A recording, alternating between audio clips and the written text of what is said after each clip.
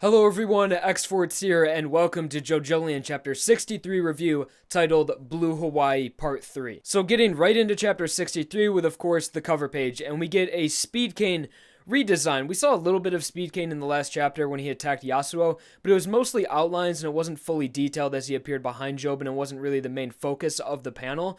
But now we get a fully detailed look at Speed Cane, and we also see parts of his body that we've never seen before, mostly his abdomen region, or rather lack thereof. Speed Cane is really a stand that looks like it was damaged at one point, or just looks like it's broken in some way, but that's just how stands appear sometimes, and I really don't want to take too much of Speed Cane's design in consideration when talking about Jobin's character, because Speed Cane seems to be a very inconsistent stand with design, as it's ever-changing as it seems like. So the redesign is mostly in the stand's face, especially its eyes, as it seemed to gain goggles in some sort, and also, I don't even know what to call them, this sort of big, giant, they almost look squishy in a way. Like if you were to touch them, they wouldn't be very hard. They'd almost be like styrofoam. In a way, those giant things that are on the sides of his face, they seem a lot more round and not as angled as they were before. I have no idea what they look like. Giant marshmallows, honestly. I have no idea what the consistency of those would feel like, or what they're even a reference to. Araki's always crazy when he's coming up with stand designs, but mostly in his face, he is now wearing goggles. Some of it's still the same. The dots around, it's sort of like the holes in its face.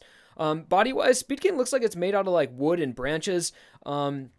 Really weird stand. But the only differences are really on its ear things. The kind of drapes that are coming down are a lot more clean and not as messy as they were before. And also his hat, instead of just being a lot of spikes around, it seems like it's either 2 or 3 spikes on each side and a circle in the middle. So Speed Cane, bit of a redesign. Fine with it. He looks fine still. But one of the more important things with this cover page is the dialogue we get that sort of reassures us of what we think Jobin's ability is. The description of the stand is able to make the temperature of something he touches.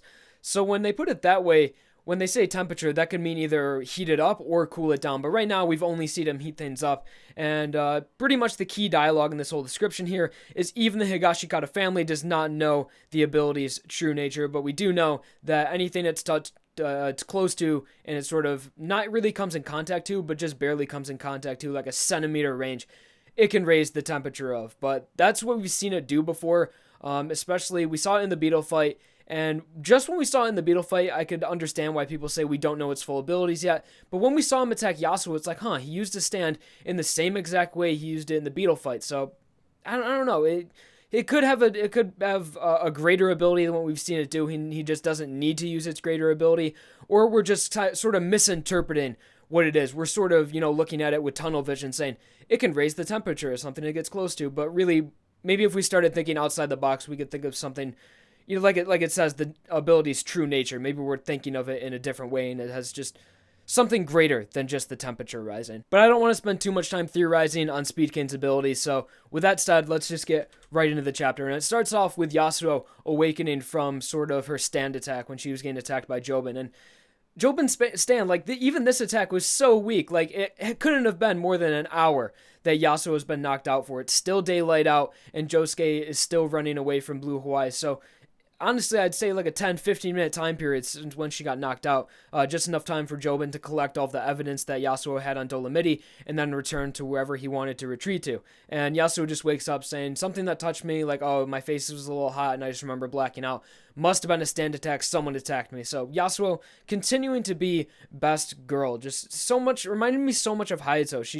She does everything right. So then she's just sort of in a panic when she wakes up and she says, what's happening to Josuke? Like, he's being attacked and now I'm being attacked by people. And then we cut away from Yasuo and we see more of Josuke running away from Blue Hawaii. Although the Blue Hawaii fight does conclude this chapter, it's still mostly, I'd say like 80% of this chapter is still Josuke just running away from Blue Hawaii and all the people in Infects. And this is like 3 chapters in a row now that this has been happening. So I'm just thankful that Blue Hawaii is wrapping up now. It's probably just because we're reading it monthly, waiting an entire month for a chapter and just being like, oh, it's more of the stand bell running away. So I'm sure if I wasn't reading it monthly and JoJolion was finished and I was just reading all the way through, this fight wouldn't bother me as much. But since it's been 3, maybe even 4 months now, and it's just Josuke running away from Blue Hawaii, it seems a bit redundant at this point because we sort of do understand the stand's ability and it doesn't need to be explained any further. But the situations Josuke gets in are cool and they do look awesome, but I'm just glad it's finished this chapter. So we pick up from Josuke right where he left off. The last person that we saw infected by Blue Hawaii was the man at the bike rack, and sort of his face splattered, and Josuke made a bubble and protected himself from it and then started running away. At least I believe that's the last enemy that was infected by Blue Hawaii. And Josuke is in a cab now. And this panel of him in the cab, it looks so weird. I don't know what it is. It might just be the way his hands are drawn. He just looks very unnatural sitting there. I don't know. So Josuke is just telling the cab driver that he wants to get out, and he goes to hand him money, and they're stopped, and they just hear a thud. And Josuke looks around, obviously still on his toes, still on edge because he's still being chased by Blue Hawaii. And he says, "Sir, did something hit us? Like, did a car hit us or anything?" And he just continues to look around. And we also see a lot of settings around Morioh. We'll also see the Osen shop, I believe it is, from Part 4 Morioh. So it's really cool that this is almost exactly the same Morioh from Part 4. So the taxi driver gets out, and he's just looking around the car, and it was actually a bird that ran into their vehicle. I assume the person that was last infected by Blue Hawaii, his blood got on a bird. The bird just started chasing Josuke in the cab, and as soon as they came to a stop, the bird just came crashing into the car, trying to get Josuke, as the stand's nature is just to come in a straight line. So the cab driver gets out, he's looking around, a little bit of the blood falls on him, and of course, Dolomity's stand ability transfers to the taxi driver. We know how this works. It's been happening for a while now. Josuke, it's sort of kind of new that we see it can affect animals now, like a bird, and we'll also see it affect a fly after the taxi driver, which is kind of cool. It kind of mixes up the arc a little bit, so it's not just running away from people, because that is getting redundant at this point. We sort of see how the character's eyes light up and more of what it looks like when Dolomity's ability actually infects them. And it's just pretty obvious that, okay, this guy's infected now. Josuke knows the deal. He knows not to touch him. He kicks the door open, destroys the taxi driver, and then he just explains the sort of trail that the ability is going from. One from the boy, it went from the bird, now it's to the man, now I need to get the fuck away from it. And really just repeating dialogue at this point. The stand comes in a straight line, I gotta get away from it, just continue to run. It's Blue Hawaii shit, really. But also in this panel, there's a little bit of dialogue of Josuke worrying about Yasuo. He says, "I can't get in contact with Yasuo-chan. She couldn't have been ...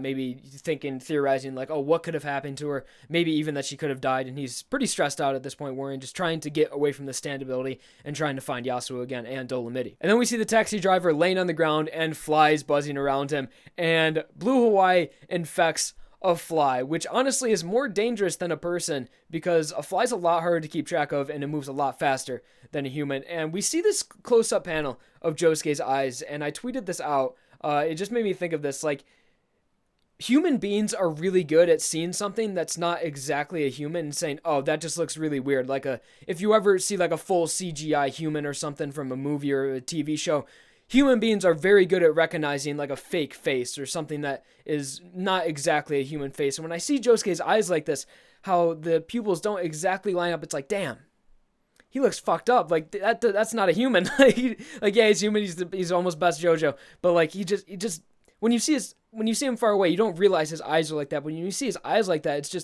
it'd be hard to look at him. Like you'd feel like you're, especially knowing there's a fusion between two people, it'd be like he's just different from everyone else. Like he just looks, I feel so bad for him looking at this, because like he's so innocent, and he's just, it's not that I don't want to consider him a human, he just looks really different and weird. And then the next panel, we get the Part 4 Morioh reference, not even a reference because we are in Morioh still, and the Osen shop, and it shows how similar the different universes are. It's just really a parallel universe, just slight differences with characters and everything, but a lot of the settings are still the same. So Josuke has realized that it's the fly that's chasing him, and he just rushes into Osen. He must have tripped or something, because he just completely falls on a shelf and destroys a bunch of stuff. But it just so happened that there was some sort of bug repellent. It says killer on it. I wish it said killer queen. That would have been a cool reference.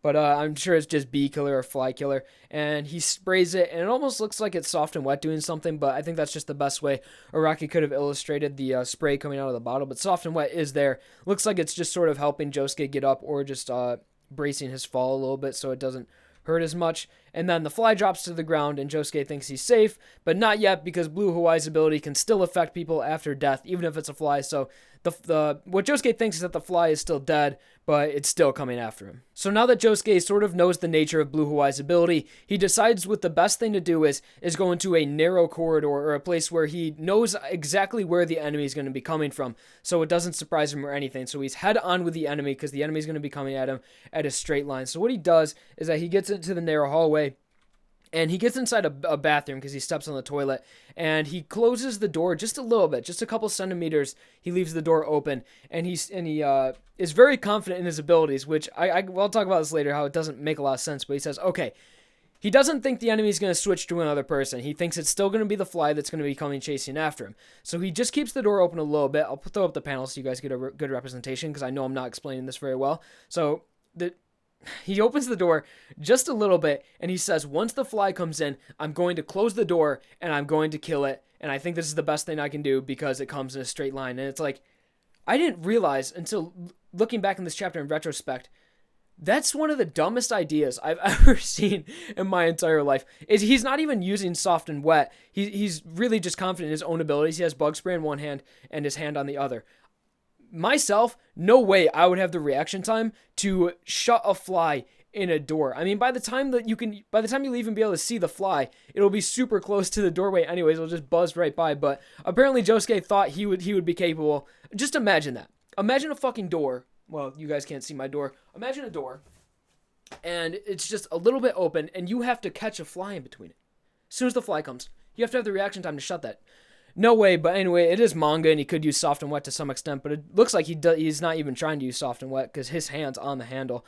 But this wouldn't be the first time that we see soft and wet get exchanged with his body, like when he pushes someone and then all of a sudden it's soft and wet pushing them. So I'm sure with soft and wet as a B in speed, he could have done something there, but honestly, I would not trust myself enough to kill the enemy, a fly. Like a person would make more sense. Like, okay, the person's going to come in here. I'm going to trap the person between the door. But he's set on that it's a fly and that he's going to catch them between that. That's bullshit. That's unbelievable. I don't think any human will be able to do that. If you guys do, record a video of yourself and send it to me on Twitter. I want you guys to do that. So Josuke, feeling extremely confident, he says, I know this stand's ability, I know its weakness, and I'm exploiting it right now, knowing that they're coming to straight line, I'm going to shut this door on him. But out of nowhere, Araki has a little twist for us, and it's the baby that was in Osen that is now infected by Blue Hawaii, bleeding everywhere. You just see its little hand come through, and it's like, oh, it transferred, it's not the fly anymore, Josuke's plan's kind of fucked. But it's a fucking baby, no more than like 2 years old, if that, like still an infant, coming in through the door, like, oh my, Araki, you're a fucked up dude, man. like dogs, I can understand. You like killing dogs. That's your thing, man. I like it. But now babies, like, are you serious? Like this little baby. So, oh my God, so sad to watch. Like, honestly, when I was reading this chapter, like I had to look away a little bit. But I mean, it honestly, Blue Hawaii is one of the most horror-inspired arcs that we've ever seen in JoJo before. So I guess it makes sense for even babies to be bleeding all over the floor now. So if Josuke really wanted to, he has this baby in the perfect situation. It's right in between the door. It's struggling to get in, and Josuke has his hand on the handle, and he's like, fuck, this isn't a fly.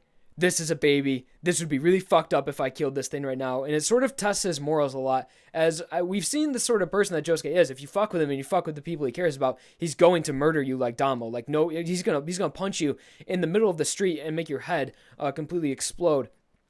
Not because of Killer Queen's explosions, though, because his head was damaged and his skull was already fractured by Walking Heart, okay? So his skull was already very weak, Soft and Wet punched him, and it exploded, not because of an explosion ability, though. Let me just clarify that right now. But Josuke's morals are really getting tested here because we've seen him completely destroy people that have messed with him and hurt the people he cares about. But with this baby, he's just looking at it, and he's like, I could imagine myself in this situation. Like, I really would kind of be frozen, like, not knowing what to do. Like, is the baby going to go back to normal after its ability? Like, is it still healthy? Is it still going to be able to survive? Am I killing a baby right now by doing this?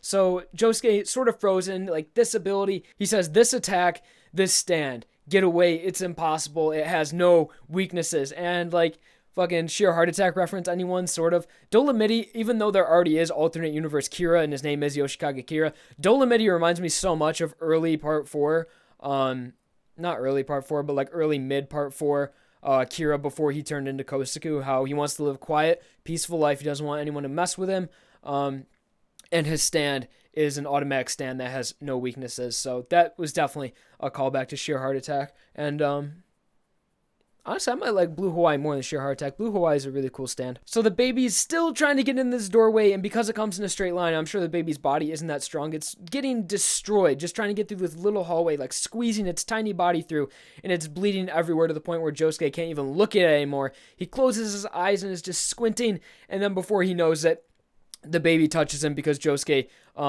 Honestly, was it the right thing to do? Who knows? It depends on how people are affected after Blue Hawaii's ability. Did he possibly could have killed the baby right there. I'm glad he didn't.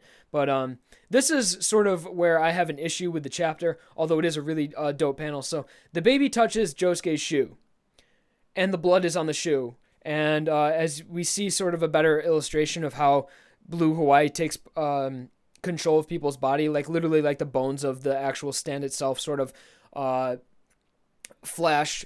You see them on the person's body, and it's sort of like Blue Hawaii's inside the person controlling their movements, which is really cool. I really like the way the stand looks like that. But I thought it was established that Blue Hawaii needed to make direct contact, because if we go back just a few chapters, Josuke was in between a piece of plastic and a woman who was infected by Blue Hawaii, who was literally grabbing him and, like spitting blood at the plastic, but it wasn't in direct contact with his skin. There was a layer of something in between them.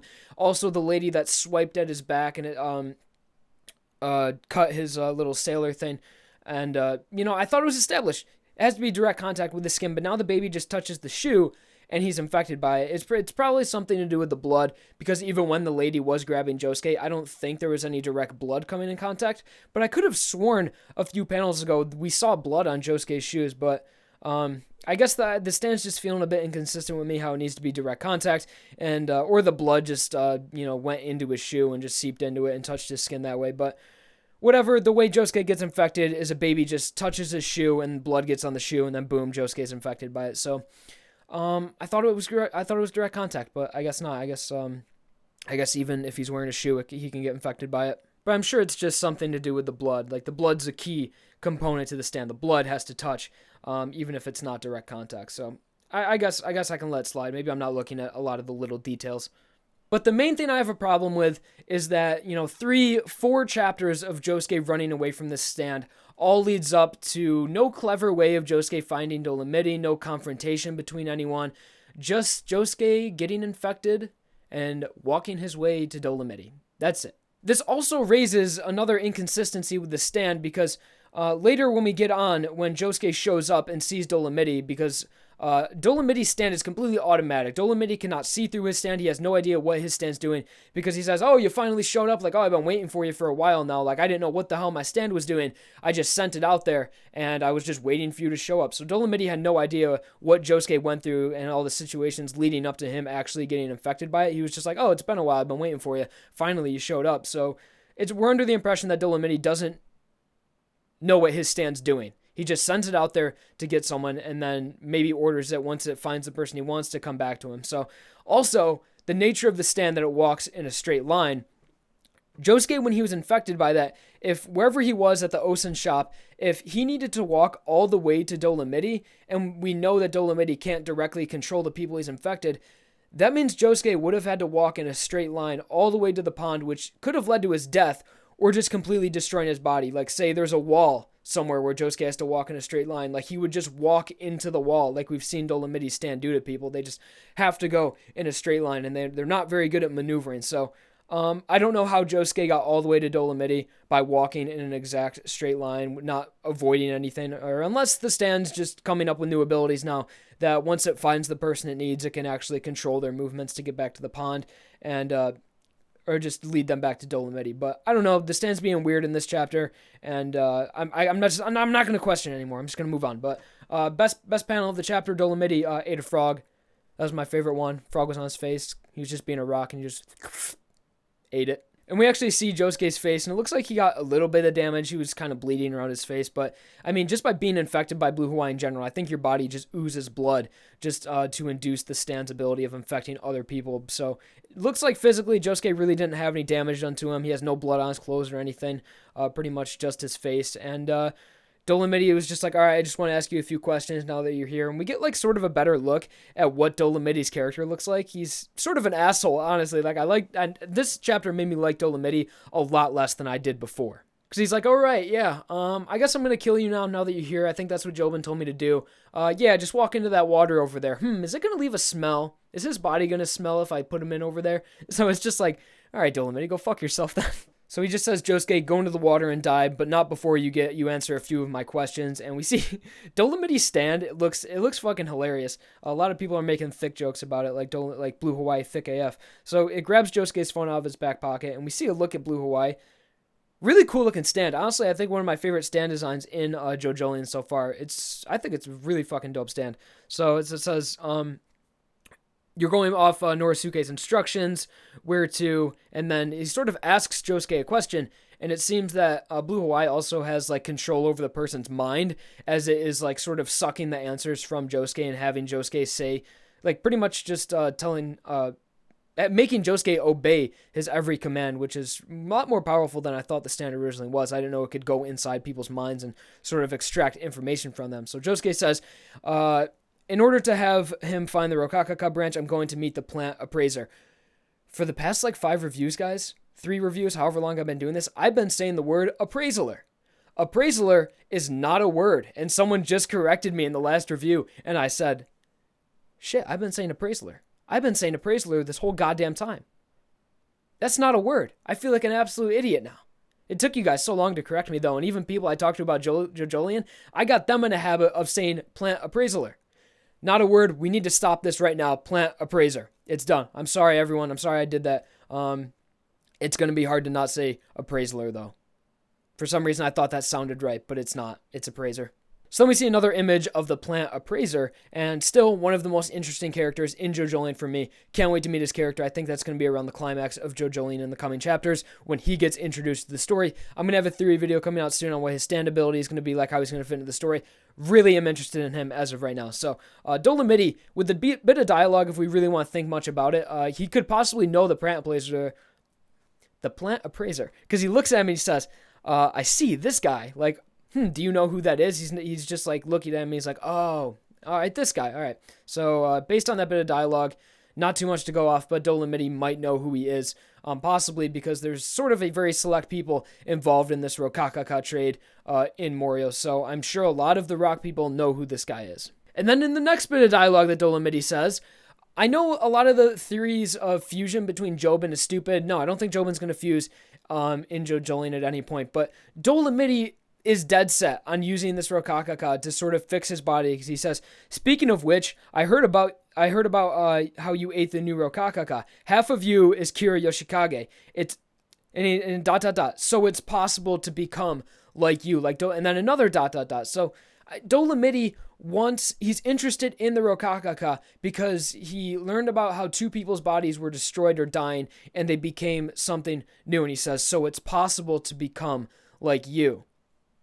I think Dolomiti wants to do it. Dolomiti wants to use the Rokakaka to become like a new healthy person like Jobin, or like Josuke, even if he doesn't know the full effects of losing your memory or anything. But I'm not sure if Dolomiti is ever going to use it to fuse, but he wants to become like Josuke. He now that he knows that it's possible to become like Josuke, he's interested in it at the least. A lot of the fusion theories are stupid, but I still think Dolomiti with his broken body is very interested in it, and at some point, I wouldn't be surprised if Dolomiti used it for selfish reasons to gain a new body. Although that comes with the logistics of he would have to find someone to fuse with, he would have to force someone to fuse with him, and a lot of that theories, that just sounds stupid, so I'm done. So then after Dolomiti got all the information he needed from Josuke that he's going to this certain mountain, the Hanarero mountain, to meet the plant appraiser, and now that he knows this information and he knows that this is the person that has been fused together using the new Rokakaka, he says, all right, that's a wrap, keep walking straight, I'm done with you, go die. And then he sort of has a flashback, kind of just thinking about his past, and he's like, oh, that woman, remember from his flashback, that woman that he somehow killed using his ability, he was like, maybe I could try inviting her to my Blue Lagoon. And so he's like, no, that's stupid. She's probably 30 years old now, I think he says. And he's just like, nah, fuck it. Because he says he'll probably never make it to that place again. So he sort of is realizing that he'll never really find the true happiness he always wanted, or that he once had. And then out of nowhere, he gets knocked upside the head with a pole, and in the next panel, we see sort of his face cracking. And who is there other than Yasuo and Paisley Park? Once again, Yasuo is best girl. She's so smart. She doesn't do anything dumb. Okay, don't make contact with Dolomiti. Once I get to his person, not even going to touch him. I'm going to pick up a pole, and I'm just going to make indirect contact with him. she's just the best. She really is. And Dolomede's just like, who the fuck are you? Like, what? Where did you come from? And she's just like, you should be less worried about who the fuck I am and stop attacking my friend. Like, and oh my god, she can be a badass at times and she can be like the sweetest girl ever. Yasuo is honestly one of the best characters in JoJo. She's written to a point where you really can't find anything wrong with her. Her exact dialogue is, I found you, user. I like how she says that too. Like, she uses the term stan user in a way that I've never really heard anyone else use it before because she is new to stans and everything. She says, I found you, user. Like, your user. It's just weird. Now, cancel your attack on Josuke right now. And then Dolomede's still a little bit in shock. And we also get like some comedic elements of her character too. It says, you tailed my attack. Like, how did you find Josuke? Did you see his zombified form and did you chase him around and did you follow his zombified form to me? Or did you use the GPS in his phone and track him that way? And she just goes, correct. And just knocks him on the head a little bit. Doesn't look like that hard, just like a little knock. Like, I had to start a new recording because the file size maxed out on my camera. So sorry if there's any weird cut right there, but last thing I was talking about was when Yasuo sort of had the comedic aspect of her saying correct when she's asked if she did one of two things, and she just says yes to both, I guess. And then she says, okay, that's the end for you. And she starts like pushing him away with this pole. And if this isn't a Trish reference from part 5, I don't know what is. Because at first when the spoilers were out, I was talking to some people and I was like, dude, this is a Trish reference. Like, she has a pole and she's stabbing this guy. And they were like, no, because Trish, it was Spice Girl that did it. It was her stamp. But now that we have the full chapter, it's Paisley Park. Sort of in the same fashion, too, like that, if you guys can see my hands. And nevertheless, I think it's a really cool reference to part 5, if it is sort of in the way that Spice Girl did it. But it totally could not be. It's just, it makes sense, too, that she can't touch Dolomede, so she has to use a pole. But in my heart, I think it's a Spice Girl reference. And she says, once you stop attacking Josuke, I want to know who attacked me. Somebody attacked me that you're working with. That person, where are they now, and who are they? And she's like literally torturing him right now and saying like, you better cough it up or else I'm going to push you with this stick more. And then Dolomede sort of goes into a defensive position and turns into a rock human, sort of makes his body of rock properties. And rock humans' anatomy are so weird. We got that one panel that shows us everything about them, but like, I still don't know how their abilities work. They can just turn into rocks whenever they want, or they're set on a timer and they have to like go into rock hibernation. But rock human are really weird, and I don't think we're ever going to get a very good explanation of how everything about them works, because we don't really see them that often in actually using like their rock abilities, I guess I could say. And then we get another panel where Yasuo just continues to say badass shit like, staying quiet, being defensive. This is probably the worst thing you could do right now, because you know what I'm going to do? I'm going to push you in a mud puddle and you're just going to sink. And then he's like, no, don't do that. And she has like the map of the pond on her phone. She's like, there's a mud puddle there. There's an even deeper one over there I could put you in. And he comes out. He says, all right, stop it. Get away from this part of my pond. Don't push me with that pole. Like, just, all right, fine, I'll spill the beans. And then she sort of pushes him even more, like saying, I'm going to put you in the mud puddle. And then Dolomede finally spills everything like a little bitch and says, it was Jobin, Higashikata Jobin. Jobin was the one that did all of this to you. Like, Jobin asked me to do this, the Rokakaka branch. We just really wanted it. Sorry, but it was all Jobin's fault. And yeah, lost a lot of respect for Dolomede there. I mean, if Dolomede really cared about sort of protecting Jobin and protecting their mission, he really could have just not said anything and just, taken the consequences of not ratting Josuke out and being in this mud puddle forever and eventually dying. Because, I mean, if he really thinks about it, like, my body's destroyed. I just live in this pond all day. What really do I have to live for? And maybe this is something that I could die for, protecting this man-child from keeping his Rokakaka trade going and acquiring this new branch. But I guess Dolomede is just pretty selfish, and even in the state he's in, he still doesn't want to die or just be in a mud puddle. So he rats everything out on Jobin.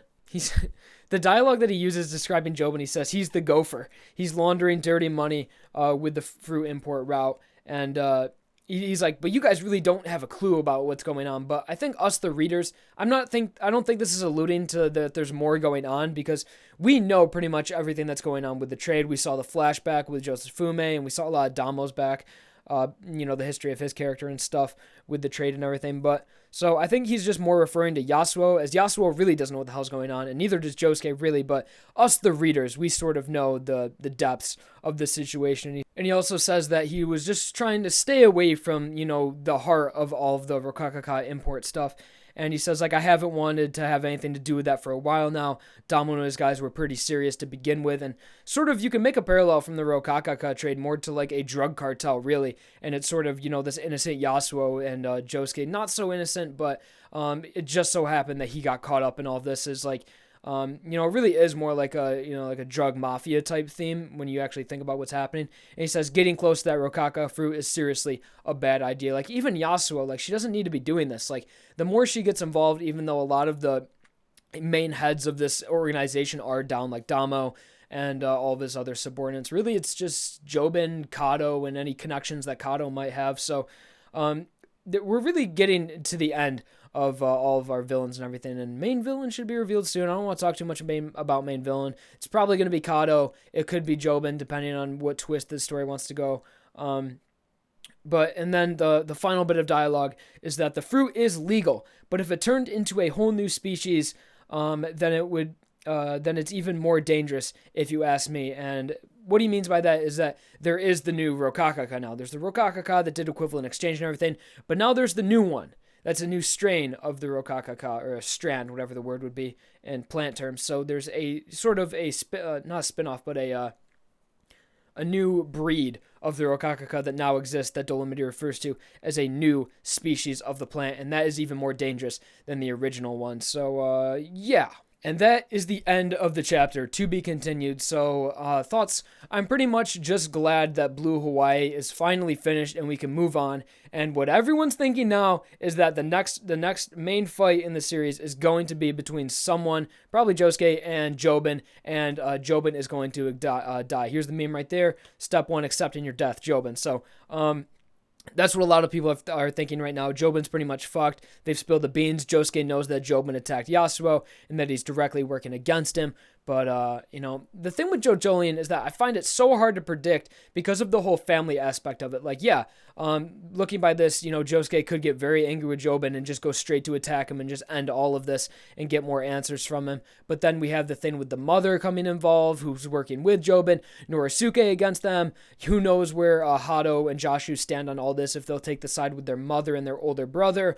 Joshu, if I remember, Joshu, he likes Jobin a lot. Like, he looks up to him and he thinks he's cool, if I'm thinking about the Beetle fight correctly. But I think Joshu isn't directly against Jobin. So, like, with the whole family aspect of it, we have, at least I find it hard narrowing down the situations that could happen.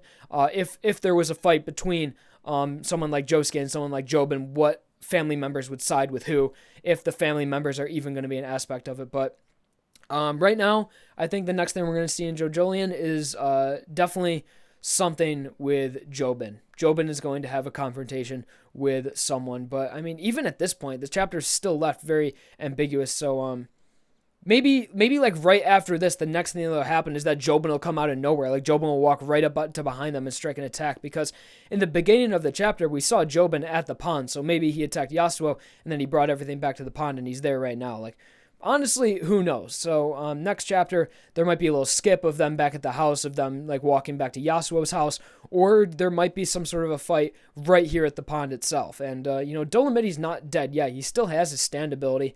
And, if Dolomiti really wants to, maybe he could have a change of heart and start working together with Josuke or something like that. But from what it looks like right now, Dolomiti's character is not going to die or anything. He's just going to stop working against them, or maybe work with them. Who fucking knows? I hate predicting about JoJolion because I get shit on because apparently I don't know what I'm talking about. But I don't know. That's just what I think about with JoJolion. I think it's very hard to predict, and I'm still just really enjoying it. But this review is already going on extremely long. Definitely one of the longer reviews that had been split up in like 8 different files.